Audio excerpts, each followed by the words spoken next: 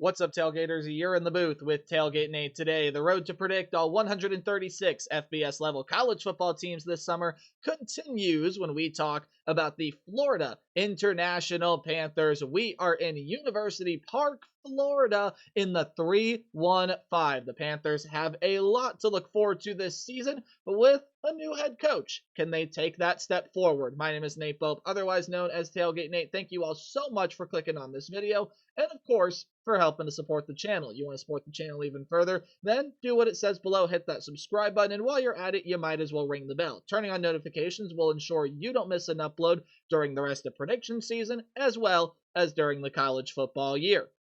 I am a sports media graduate delving into the professional world of the industry, so you want to see all the cool stuff I get to do while still being up to date what goes on this very YouTube channel. Give me a follow on Twitter, Instagram at TailgateNate29. You can even email me, tailgatenate29@gmail.com. Thank you all so much for supporting and interacting with me and the channel in whatever way you may be doing so. It's time to introduce Willie Simmons as your new head coach of the Florida International Panthers. He is coming over from Florida A&M, where the Rattlers had a great season last year. They were 12-1. They won the Celebration Bowl, and Willie Simmons, absolutely deserving of a job at the FBS level, has taken Florida A&M to, I believe, one playoff appearance, did that in 2021, 2022, not a bad season, but his overall record with the Rattlers, 45-13. This is an FIU program that has seen their struggles over the past couple years, but has the talent necessary to take that next step. And this is what Willie Simmons is going to help to accomplish this year. How do we do preview predictions here on the channel? Well, we are going to go through a roster overview, offense over here to the left, defense over here to the right, and at the end of the video, we'll dive on in to the Florida International Football schedule. I'll give it a game-by-game preview and prediction. And guys, overall, this video is here to tell all of you what I think about the Panthers here in 2025. Before we do get started, bam, right down below me, returning production numbers. They show, of course, the talent level that is coming back to this team, or I should say the amount of talent there according to ESPN, and they factor in portal additions up to a certain yet very small percentage. Even right down below that, your recruiting and transfer portal ranks for the class of 2025 are both according to 24/7 Sports. Let's kick it over to Nick Coleman and the FIU Panther offense this year. I've told you in many videos before, you got to watch out for this guy at the quarterback position. K'Wan Jenkins is going to return as a dynamic playmaker that a lot of opposing defenses are going to have to watch out for. K'Wan Jenkins was absolutely spectacular last season. His stat line is not going to be stupidly impressive, but just know he's a really, really good player. 2,557 yards, 22 touchdowns, and 8 interceptions on around 62% completion percentage. That's not a bad stat line at all, and not a guy that's going to get outside and run a whole lot. Only 130 yards, 2 touchdowns last season. You take away sack yardage, he's into the 200s there, but again, overall, now the guy that at least proved last year he's going to get outside of the pocket and run a whole lot. 2023, K'Wan Jenkins saw that, I should say in 2024, Jenkins saw that big jump up in production from the 2023 campaign, where his touchdown interception ratio was deadlocked at 11 apiece. His rushing ability was not as developed as we saw it last year. So K'Wan Jenkins took that next step last year. I have a good feeling he can take another one this upcoming season and really be that absolutely dynamic threat that a lot of opposing defenses are going to look at and say, oh, he's going to be a problem to game plan for. I think they already look at him that way, but Jenkins is a guy that I feel like, again, can just keep elevating his game, take that next step. Again, he's going to be that dynamic playmaker a lot of defenses are going to want to watch out for. You do return some really good pieces in the skill position room, at least in the running back unit. Receiver room, little bit of a different conversation. As far as your rushers go, Keyshawn Owens is going to be coming back. He was the lead rusher last year, 392 yards, 5 touchdowns last season. And you do see some other names that are going to be set to return in this backfield as well. Devontae Lyons returns. You do get a transfer in Anthony Carey, who is coming over from Georgia Tech. He actually had 120 yards in the touchdown with the Yellow Jackets last year, as well as a true freshman in Sterling Joseph. But guys, this is a running game that needs to help out K'Wan Jenkins more. It only got 3.6 yards per carry last season, albeit 16 touchdowns. You did get some good touchdown production from a lot of different pieces last year. Couple of those pieces are going to be gone. Again, K'Wan Jenkins did help his own case with contributing to the rushing touchdowns. But in terms of that yards per carry, Lions was actually pretty good at it last year, 6.7 yards per carry. Owen can take a step forward, and maybe a big step that it says right here is sort of not necessarily setting the bar too high, but sort of overstating what this team really needs to do. I definitely think they got to take some sort of step up. A big one, maybe not as big as some of you may be thinking, but it does have to take that step forward. I think it also comes with the offensive line getting a tiny bit better in run blocking, but we'll talk about that later. It's actually a pretty solid O-line. Here's where the problem comes in with the skill position room. Every pass catcher with, that should say with, okay, there you go. Every pass catcher with 100 plus yards from last season is going to be exiting this program. That is a major loss, including when you mention one very specific name who's going to be just a stupidly talented player at Georgia Tech. It's Eric Rivers. 62 catches, 1,172 yards, and 12 touchdowns for the Panthers last season. He's probably going to be the best wide receiver on that Yellow Jackets unit that does have a lot of nice talent coming back, but man, did he really explode last season. He can do the same thing there as well. Another very notable name is a guy by the name of Dean Patterson. Guess where he landed up? Georgia Tech as well. 685 yards and 7 touchdowns for him last year. So your big 1-2 punch in the wide receiver room is gone, as well as, again, some other pieces. Nana Burris is over at Arkansas State, and then Josiah Miamin, however you pronounce the last name, is just up and graduated. Only one career touchdown, but always a solid piece in that tight end room. So, okay, you need Jenkins to have these playmakers on the outside. The run game is just simply not going to be enough, and Jenkins is not or at least has not proven to be a dynamic runner to pick up some of the slack that this receiver room may very well have this season. So with him needing some weapons, there are going to be a lot of young pieces that are going to step up and play some big roles here for this team. A redshirt freshman in Eric Nelson is going to be stepping up and playing a big role. You have a redshirt sophomore in Kyle McNeil that's going to be taking a step up to the next level, but you do have some transfers in here as well. Alex Perry's going to be coming over from Hawaii, 195 yards last year, 277 yards with 3 touchdowns the year before that. So I think you did get a solid piece there. Tavarish Dawson is a Jacksonville State transfer. And then you even see a couple of more experienced players that, according to ourlads.com as of right now, are going to sit in this 2 deep. However, they could get some pretty good targets as well. As far as your tight end room, going to be rebuilt by the transfer portal. Dallas Payne is coming over from UAB.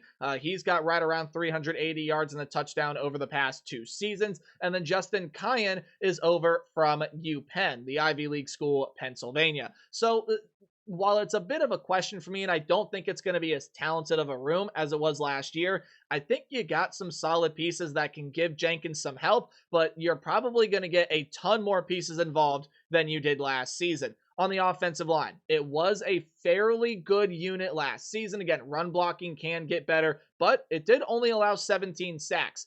2 starters are coming back. That's it. That's coming back on the offensive line. So you are bringing 6 transfers over here to this program with hopes of juicing up as well as maintaining some of the good things you saw on the offensive line last year. It wasn't all bad in run blocking. There were some pretty good moments. However, this team never ripped off a run of longer than 49 yards. And that run was not even by a running back. It was by a wide receiver on a little tricky jet sweep type play, Ross Fournette. He is coming back this year. A true running back did not have a carry over 35 yards, and the guy that had the 35-yard carry, Lexington Joseph, is gone. So you just need some more dynamic plays out of this rushing attack. I think maybe that's what I was missing when I was talking about the big step that this team needs to make offensively. Overall, K'Wan Jenkins, yeah, you got some things to figure out there in that offense, or not offensive line. In that skill position room, you got to find new targets. Running back room should take a step this year. So overall, it's about giving Jenkins the help that he needs as a guy that probably still going to be a dynamic quarterback this year.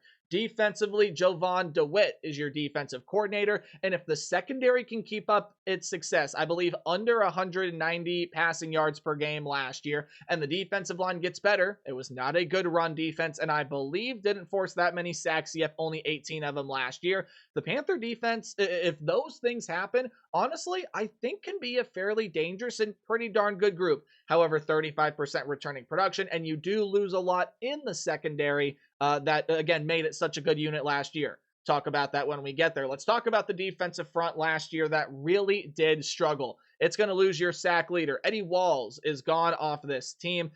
5 sacks for him. Of course, that led the team. As I just said, 30 tackles as well was a really good piece up on this defensive front. You're going to lose a lot more defensive pieces than him, but he, of course, is that highlight. You're going to get some new pieces coming in through the portal that are going to join some, albeit fairly solid returning pieces. Keegan Davis and Quaylen Hill are an edge rusher and nose tackle, respectively. And then, again, you're just going to get a lot of portal pieces coming in here in the 2 deep. 5 of them, I believe 6 overall, that are going to come in here through this team. Most notably, playing that rush position, sort of that edge rusher type, is a transfer from Florida State in Dante Anderson. I think he's going to be a really big part. And again, as I said, a lot of other portal pieces coming in there as well. In the linebacker room, your top 2 tacklers are going to exit. They were your top 2 tacklers overall. And an absolutely amazing piece on this defense last year, Travion Barnes, has transferred over to the Baylor Bears. 129 tackles, 3 sacks, 2 interceptions,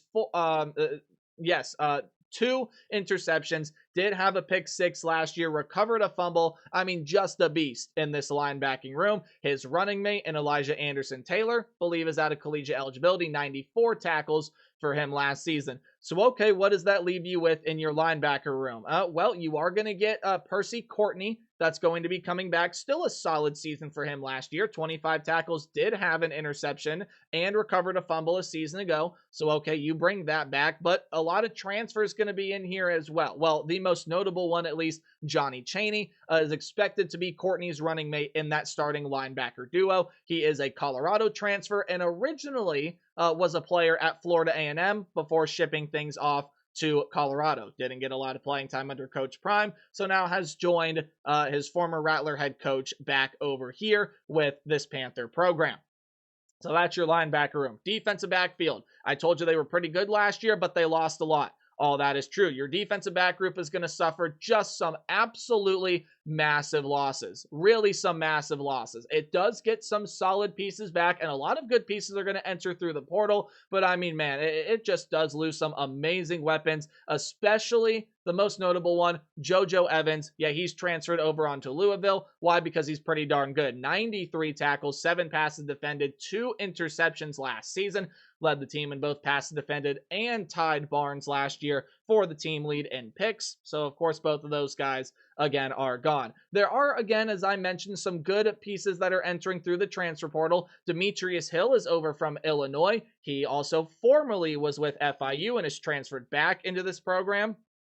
And then Websley Etienne is an Arkansas State transfer that had 56 tackles, 5 passes defended, and 2 interceptions last season. He's going to come in, both of those guys actually, looking to be your safety duo this year. Corners, Victor Evans, Brian Blades, who's a really experienced player. They're going to come back while Mr. Clark slots into that nickelback position. Special teams report, some new additions to both your kicking and your punter room are going to take over. That's your special teams report. They're both redshirt seniors. Hey, kickers are people too. We need to show them some love. This is an FIU team, when I look defensively, that I think has really got to bulk up, especially up front. And we'll see if some of these transfers, especially entering that safety room, can keep up the level of production that FIU had last season. Again, much like the wide receiver room offensively, I think it is a little bit of a less talented unit just because of the caliber of players you're losing to graduation. Of course, your lead man in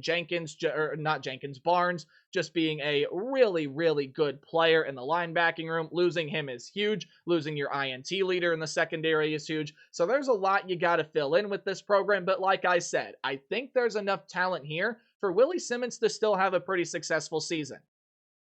Now, does it pan out that way? Well, let's find out right now by looking at the 2025 football schedule. Before we dive into this, though, you look below me at the odds from FanDuel. Not me telling you to go place your money. I'm no expert on betting. You should do what you want with your money, but it just does provide some nice, good context to see how good the Panthers are going to be this year, or at least how good the people in Vegas think FIU is going to be. Plus 1,600 odds doesn't seem that long to win Conference USA. Well, it is 8th in that conference.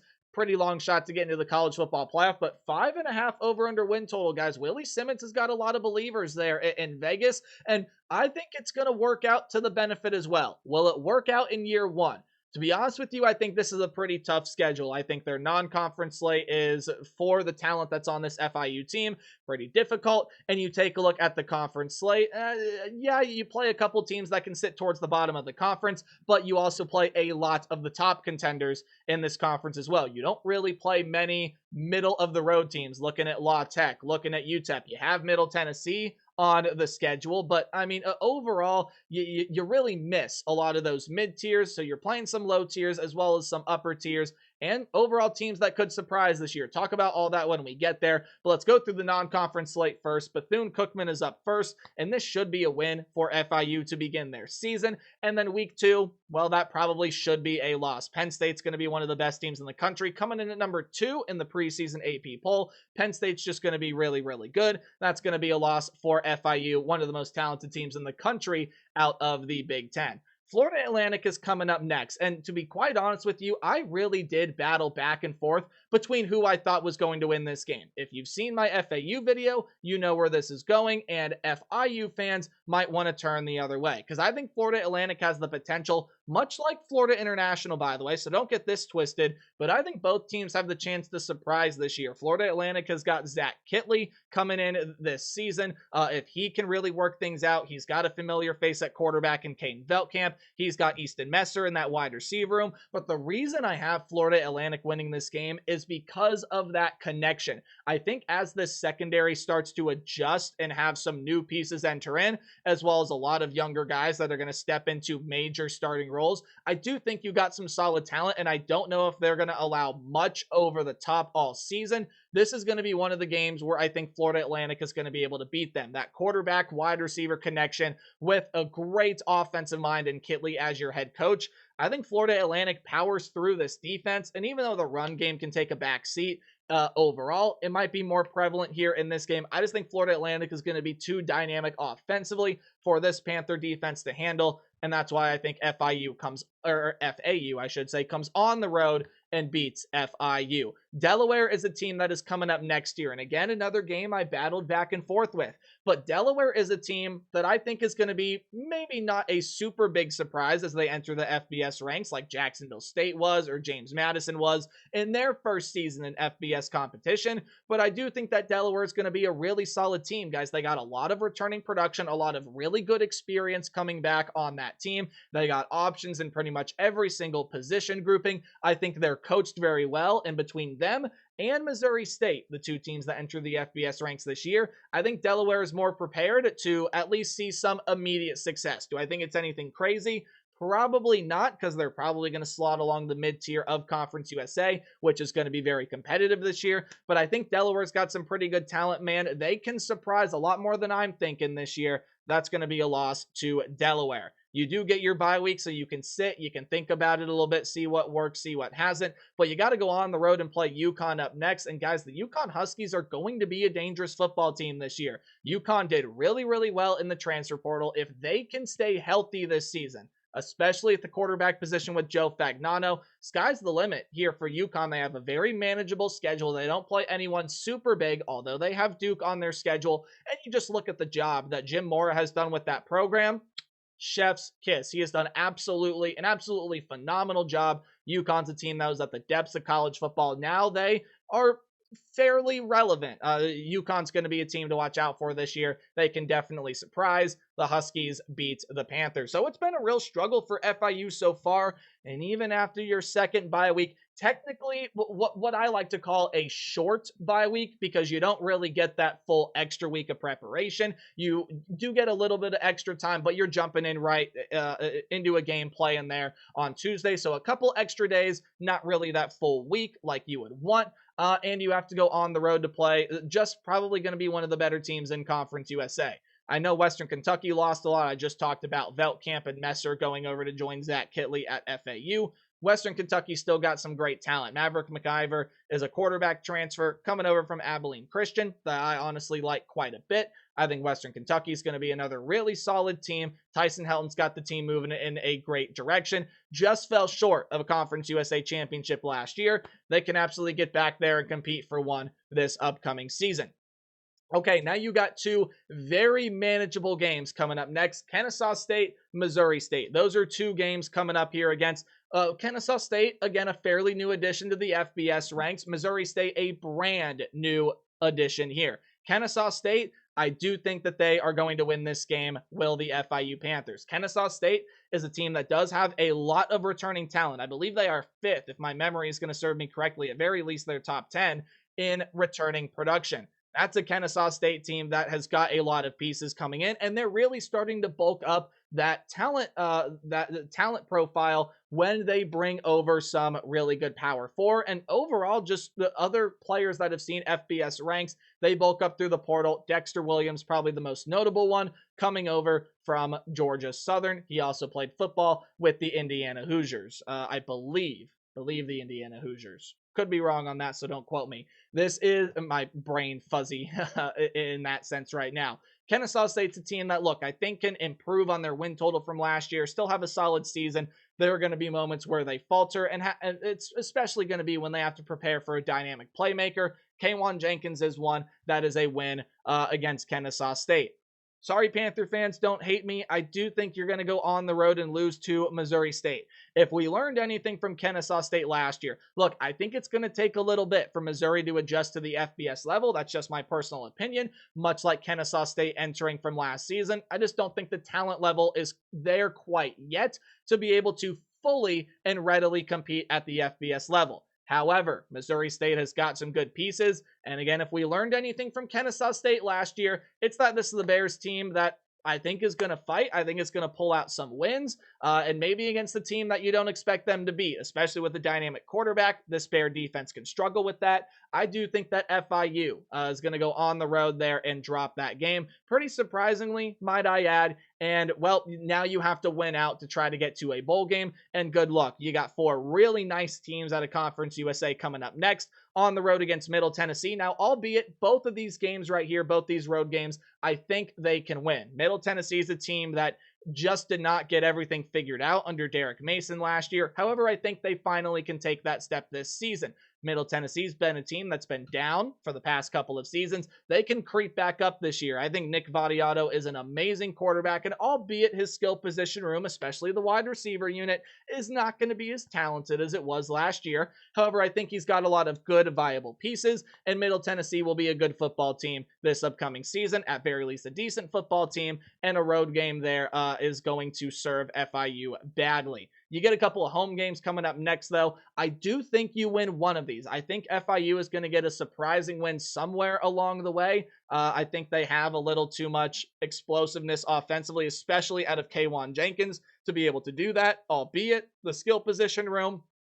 Again, you'll have to wait and see, but I think everything clicks and comes together for a big win. I don't see that being against Liberty, because even without Caden Salter, even without Quentin Cooley, they still got one of, if not the best head coach in the conference in Jamie Chadwell. You have still some amazing talent, both offensively and defensively. Ethan Vasco coming in at quarterback to pair with Jamie Chadwell, again, former head coach at Coastal Carolina. Ethan Vasco played over at Coastal Carolina. So this is very much so a Liberty team that I think is still in some good hands. Probably still going to be the best team in Conference USA, and overall a team that I could see rivaling in the Group of 5 playoff conversation. Jacksonville State, this is where I think the surprise comes in. I think you beat Jacksonville State at home. Jacksonville State's losing a ton of talent and getting towards the end of the season here. Oh, okay, Jacksonville State might be in Conference USA championship contention. Bam, the FIU upset can absolutely knock them out of that. Jacksonville State's going to see their ups, going to see their downs. I think the foundation that Rich Rod set is a very good one. And even though they lost pretty much everything from last year, Jacksonville State is still going to have a solid roster, a solid team. It will not be overall as good of a season as they had last year, especially getting a head coach in Charles Kelly. That's never been a head coach before, but Jacksonville State still think going to be a solid team here in 2025. However, FIU pulls off the upset. And then at Sam Houston State, I think is a loss. Returning quarterback in Hunter Watson. This is a Sam Houston State team that I think is going to sort of sleepwalk their way through non-conference and not necessarily do that well. Once they get in conference play, though, even though they lost Casey Keeler as head coach, my snap didn't work.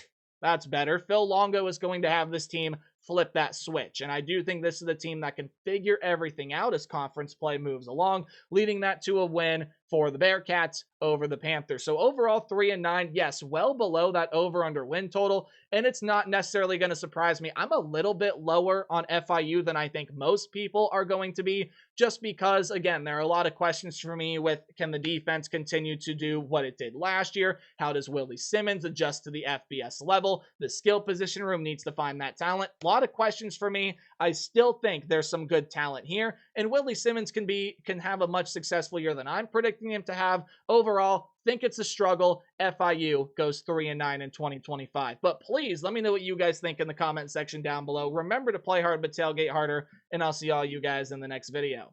Goodbye.